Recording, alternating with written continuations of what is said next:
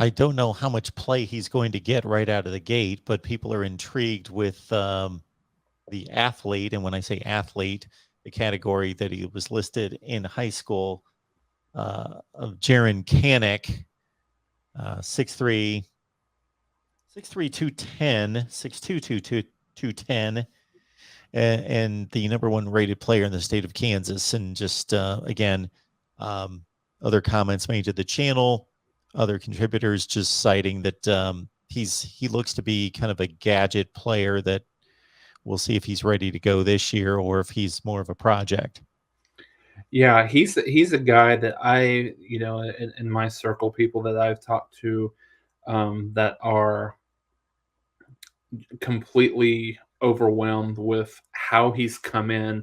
And not only as I think he's a great kid for people that I've heard, but he's more physically ready. He's stronger. He's got the body that's ready to be able to contribute immediately. And I don't know that that will play itself out necessarily on the field, but I think at this point, I think he will have an outstanding opportunity to start um, at one of those linebacker positions for Oklahoma. I think and I heard Parker talking about this, and he's right on the money. I think it's interesting to see what in Venables' scheme, how he fits. I think because at at the onset, he looks like a kid that is just tailor made for Venables' hybrid linebacker safety type of position, that Venables has liked to employ over the years with his 4.4 speed. His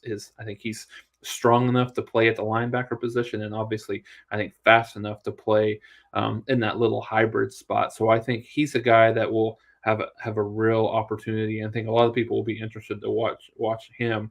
I think when you look at him and when you look at a kid like Danny Stutzman, the speed that both of those kids have, I mean, I think is going to be outstanding. Just the coverage of the field that they'll be able to have, maybe a little bit more so than what Oklahoma has had in the past. Now, Brian Asamoah was Oklahoma's leading tackler last year. I think he's the kid that played really, really well as the season kind of went through.